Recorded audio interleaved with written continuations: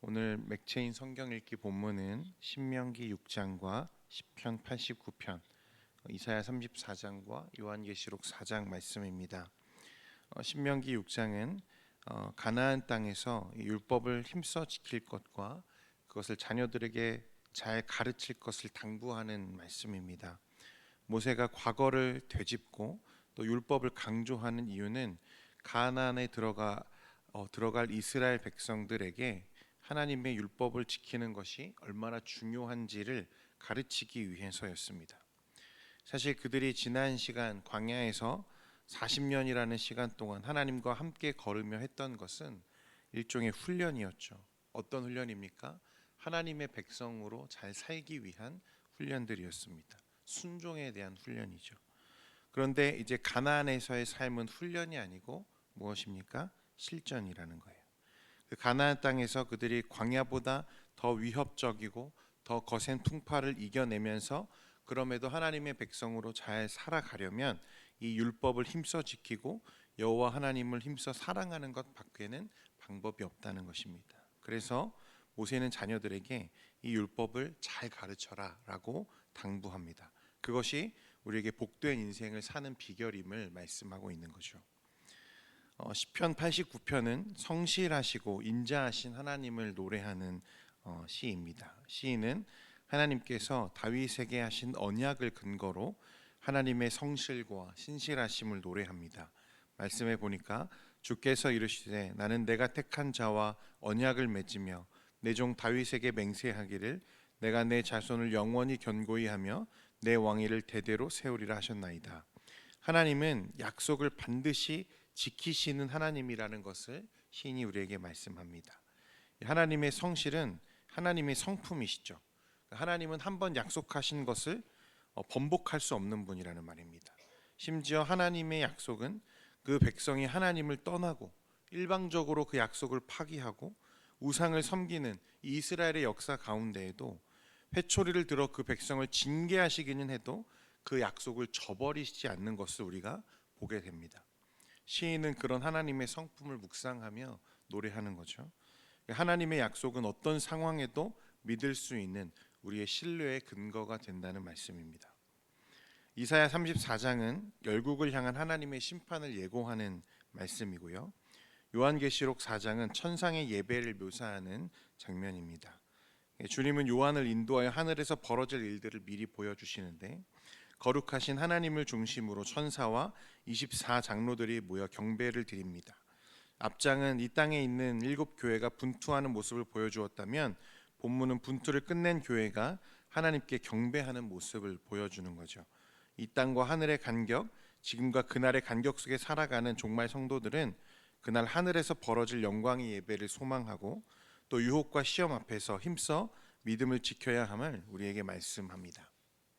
오늘도 말씀 안에서 은혜로운 묵상 되시기를 바랍니다. 이사야 28장에서 33장까지는 하나님께서 범죄한 이스라엘을 아수르를 통해서 징계하실 것을 말씀하셨습니다. 하지만 그 징계가 끝나면 아수르를 심판하심으로 그의 백성, 그의 선민을 구원하실 것을 예언하게 하셨죠. 여기까지는 이스라엘의 역사 속에 일어날 일들을 예언한 내용입니다. 자, 그런데 이제 34장과 35장은 이 심판과 구원의 범위가 엄청나게 확대되는 것을 우리가 보게 됩니다. 그야말로 열방에 대한 하나님의 심판, 그 심판에서 구원받게 될 하나님의 택한 백성에 대한 말씀들인데요. 오늘 우리가 묵상할 34장은 주로 심판과 멸망에 대한 말씀을 기록하고 있습니다. 먼저 1절과 2절 말씀 우리 같이 한번 읽겠습니다. 시작.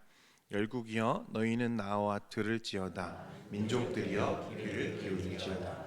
땅과 땅에 충만한 것 모든 것들이 들을지어다.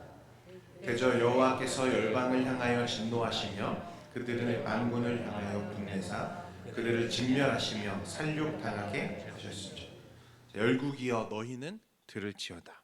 세계와 세계에서 나는 모든 것이여 들을지어다. 1절은 여호와의 날, 이 종말론적 대심판에 대한 그 시행에 대한 예언의 말씀입니다. 곧 하나님의 최후 심판에 대한 예언을 이제 수록하고 있는 말씀인데요. 사실 성경 곳곳에 이 세상의 마지막 날, 이 최후의 심판을 예언하고 있는 말씀이 성경 곳곳에 있습니다. 그 중 하나가 이제 오늘 말씀인데, 또 대표적으로 여러분들이 잘 알고 계시는 요한계시록에도 이 최후 심판의 날에 대한 예언들이 많이 기록되어 있죠. 그래서 두 말씀을 살펴보면 사실 흡사한 부분이 너무 많은 것을 우리가 보게 됩니다. 같은 날을 얘기하는 거죠. 어쨌든 최후 심판에 대해서 심판에 대한 오늘 본문을 통해서 우리는 하나님의 최후 심판이 가지는 이 중요한 세 가지 특징을 우리가 발견하게 됩니다. 첫 번째는 뭐냐면 이 하나님의 심판, 이 마지막 날 일어날 하나님의 심판은 전 우주적인 심판이라는 사실입니다. 1절에 보면 땅과 땅에 충만한 것, 세계와 세계에 나는 모든 것이 심판의 대상으로 지목되죠. 그리고 4절에 보면 하늘의 만상이 사라지고 하늘들이 두루마리 같이 말리되라고 말했습니다. 여러분 노아의 홍수를 기억해 보시면 노아의 홍수 심판은요, 전 우주적인 심판은 아니지만 전 지구적인 심판이었죠. 그래서 온 땅 모든 인류에게 내려진 첫 번째 심판이었습니다. 그때 오직 방주에 올라탄 사람만 또 동물만 하나님의 심판을 면할 수 있었죠. 하나님의 최후 심판은요, 이제 전 지구를 넘어서 어떤 심판입니까? 전 우주적인 심판입니다. 하나님이 마련하신 이 은혜의 방주에 올라타 있지 않은 모든 생명과 온 우주가 그 마지막 날에 하나님의 심판의 대상이 될 것임을 우리에게 말씀하고 있는 거죠. 오늘날 과학 기술이 막 발달하잖아요. 그리고 우주 개발이 막 활발해지고 있기 때문에 사람들은 어떤 기대를 막연하게 하고 있냐면 지구가 망해도 인류는 완전히 망하지 않고 극소수라도 살아남는 사람들이 있을 거라고 생각합니다. 막연한 기대죠. 그만큼 기술이 발달했다는 거죠. 사람이 어떤 환경에도 잘 극복할 수 있는 준비가 되었다. 그러나 그들이 생각하는 것처럼 하나님의 최후 심판은 국지적이거나 지구에 국한된 심판이 아니기 때문에 이 모든 물질 세계, 심지어 시간과 공간, 차원까지도 포함되는 심판이기 때문에 여러분 그날에는 직선으로 그동안 계속 흘러왔던 시계가 멈추고 시간이 멈추고 매일 떠오르던 태양이 더 이상 떠오르지 않고 이 세상에 존재하는 모든 것들이 하나님의 심판 앞에 서게 될 것을 말씀하는 거예요. 무슨 말입니까? 하나님의 심판을 피할 곳은 세상 어디에도 존재하지 않다는 말입니다. 두 번째 특징은요, 최후 심판을 최종적이고 결정적이라는 것입니다. 쉽게 말하면 하나님의 심판이 어떤 어려움을 겪거나 고난을 당하거나 큰 환난을 만나는 정도의 심판이 아니라는 거예요. 최종적이고 결정적이라는 말은 더 이상의 기회가 존재하지 않는 심판이라는 말입니다. 성경에 하나님의 심판이 예고되면 반드시 회개하라는 선지자들의 외침이 있죠. 이거는 국지적인 작은 역사의 심판들이죠. 회개하면 하나님이 우리를 다시 회복시키실 거야. 돌아오면 하나님이 우리를 다시 낫게 하실 거야. 회복을 기대하는 거죠. 그러나 마지막 날은 다릅니다. 그 후에는 후회할 시간도 없고 회개할 기회도 얻지 못하는 마지막 심판이라는 거예요.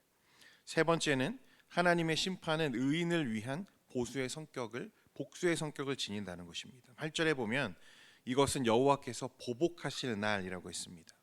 최후 심판은 하나님께서 성도들을 위하여 악인들에게 보복하시기 위해 베푸시는 심판이라는 말이죠. 그러니까 악인들에게는 그날이 어떤 날입니까? 멸망의 날이고, 또 의인들, 하나님을 끝까지 신뢰하고 의지했던 의인들에게는 어떤 날입니까? 회복과 역전의 날이죠. 이중적인 날이라는 것입니다. 성도 여러분, 노아의 심판의 날, 오랜 시간 하나님은 인내하면서 하나님의 사람들을 통해서 세상의 심판과 멸망의 날을 예고하셨습니다. 그죠? 사람들은 도무지 듣지 않죠.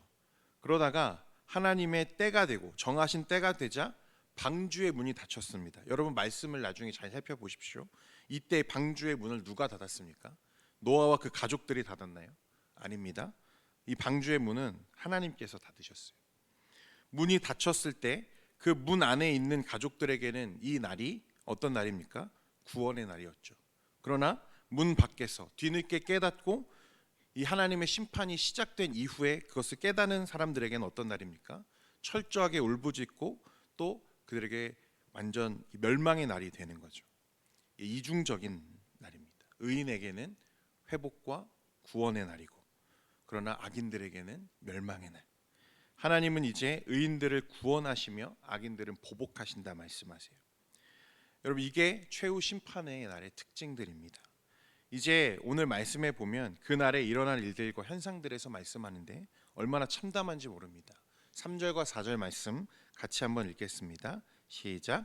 그 살육당한 자는 내던진 바 되며 그 사체의 악취가 솟아오르고 그 피의 산들이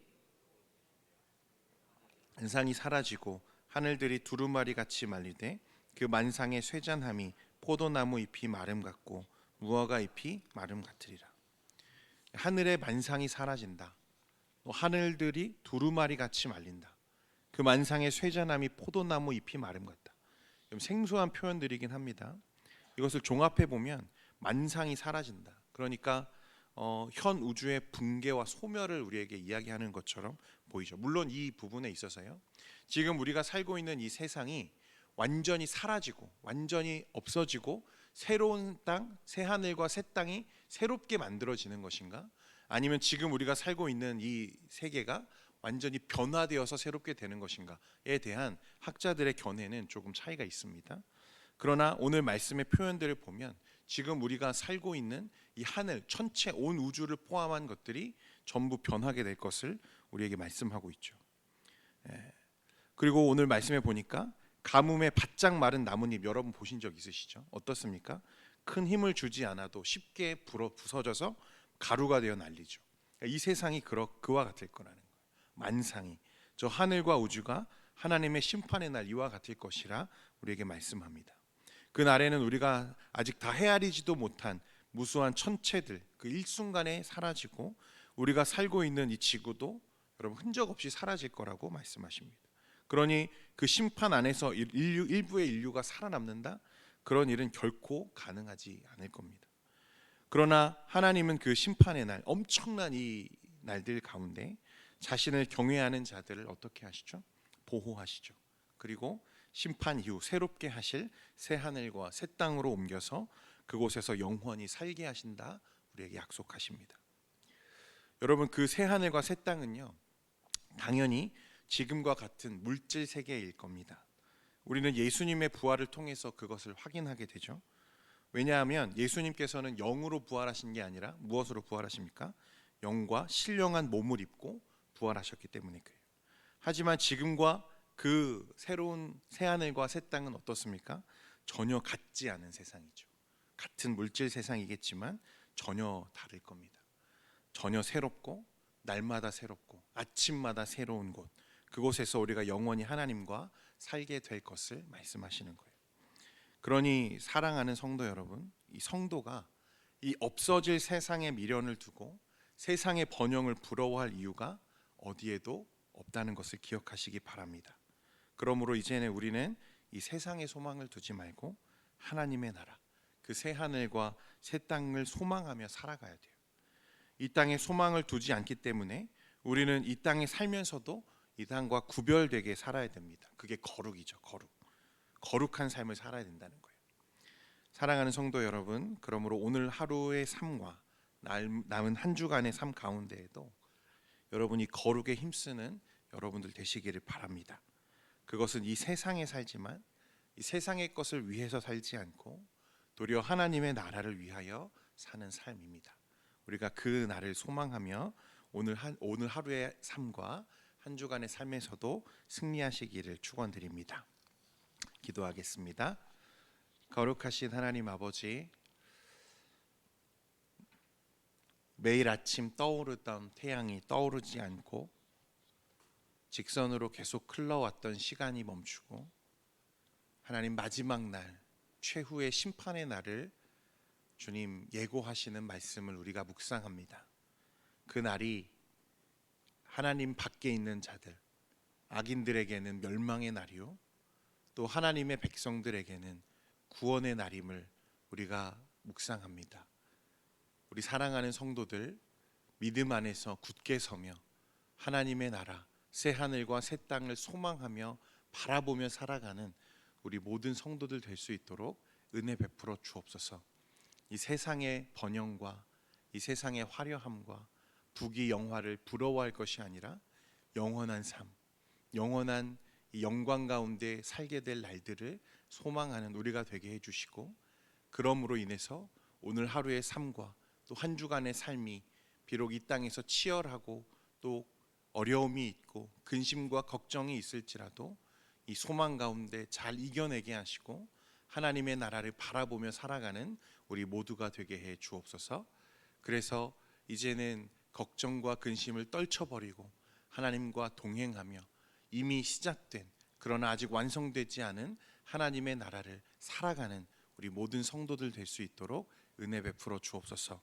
이 시간 우리의 걱정과 염려, 근심을 주님께 맡깁니다. 하나님, 우리 성도들의 기도를 들어주시고 응답해 주시며 하나님 동행해 주셔서 넉넉히 이 어려운 이 삶들을 이겨나갈 수 있도록 은혜 베풀어 주옵소서. 예수님의 이름으로 기도합니다. 아멘.